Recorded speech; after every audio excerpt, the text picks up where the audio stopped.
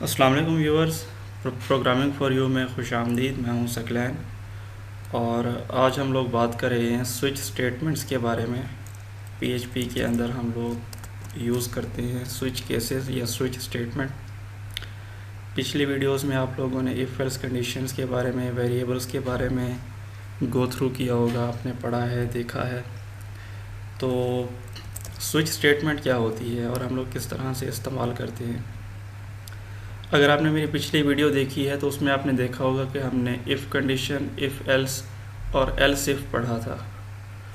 तो बेसिकली वो जो वर्क फ्लो था, वो जो एक सिनेरियो हम लोग इस्तेमाल करके एक रिज़ल्ट अचीव करना चाह रहे थे एल्स इफ़ को यूज़ करके, उसी का एक अल्टरनेट है स्विच स्टेटमेंट। पीएचपी के अंदर यूज़ होती हैं स्विच स्टेटमेंट्स या स्विच केसेस भी कहते हैं आप इसे।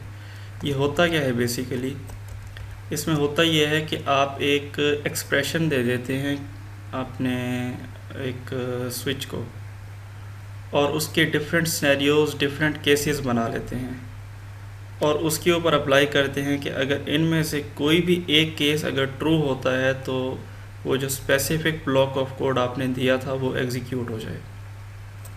मिसाल के तौर पे मैं इसका सिंटैक्स आपको बताऊं कि अगर हम लोग यूज़ करें स्विच पैरेंथेसिस और ये हमारी करली ब्रेसेस। अगर आपने पिछले वीडियोस देखी हो तो हमारा इफ़ कंडीशंस का भी बिल्कुल सेम यही स्ट्रक्चर था जो हमने यूज़ किया था। तो ये है हमारे स्विच स्टेटमेंट्स। यहाँ पे हम देते हैं वो एक्सप्रेशन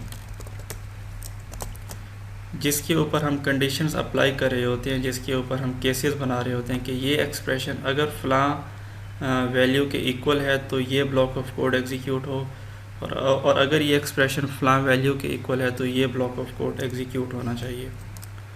तो केसेस बनते हैं इसके अंदर और जो भी केस ट्रू होता है उस केस का जो कोड होता है वो एग्जीक्यूट हो जाता है। केसेस कैसे बनते हैं इसके अंदर, इन करली ब्रेसेस के अंदर आप लोगों ने केसेस बनाने हैं अपने, जितने भी केसेस बना सकते हैं।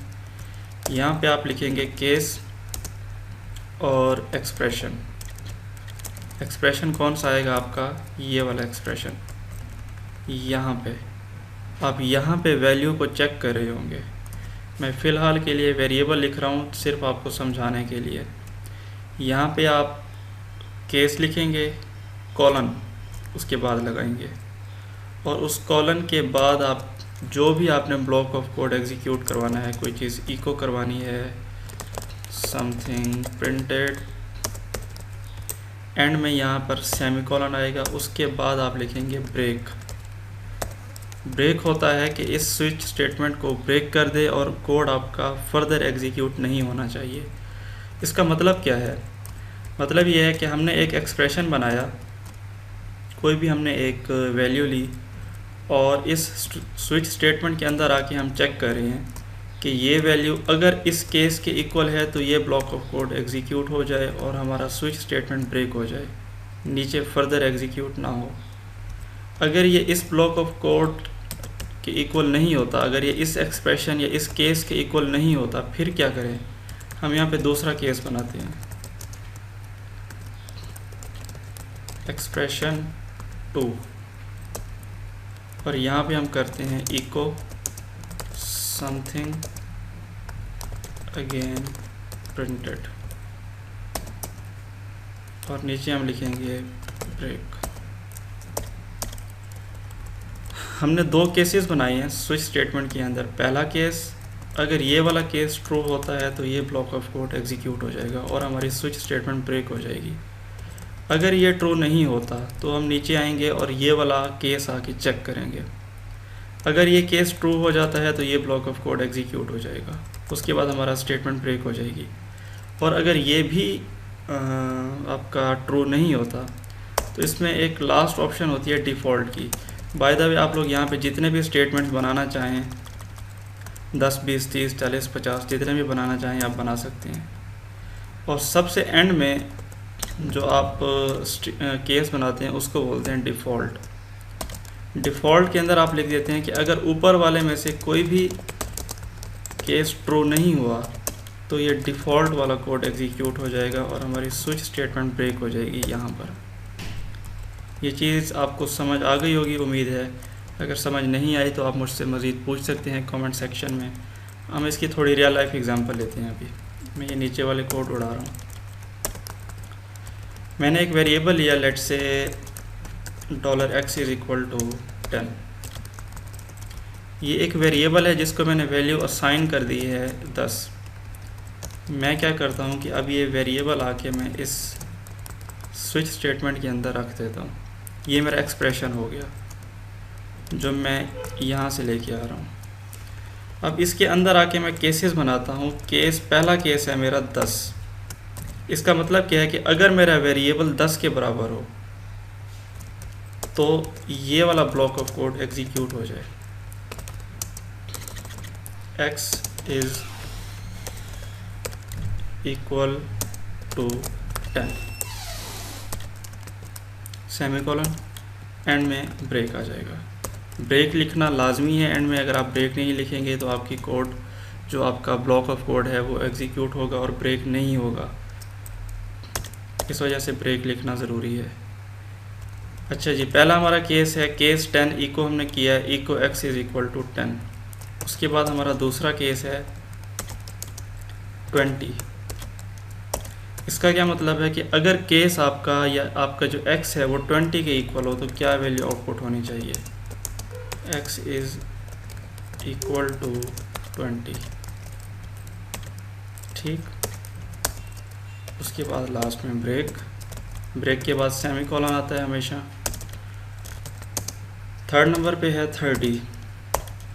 सेम वही सिनेरियो रिपीट हो रहा है हर किसी के लिए। x is equal to 30।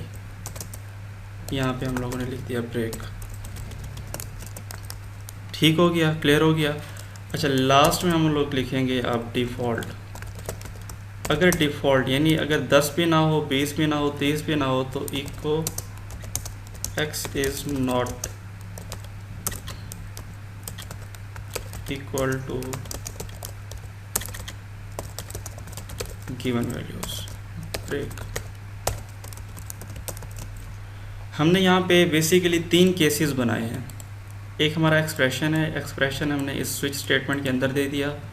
हमने यहाँ पे लिखा कि अगर x बराबर है 10 के तो ये वाला ब्लॉक ऑफ कोड एग्जीक्यूट हो और हमारा कोड ब्रेक हो जाए।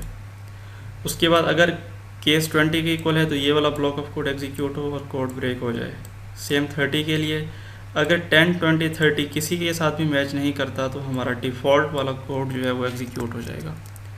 आइए इसकी आउटपुट चेक करते हैं।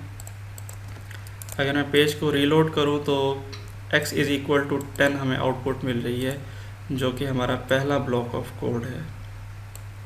अब अगर मैं जाके इसकी वैल्यू चेंज कर दूं, यहाँ से 20 कर देता हूँ इसको, तो मेरा ये वाला केस फॉल्स हो जाएगा लेकिन ये वाला केस ट्रू होगा।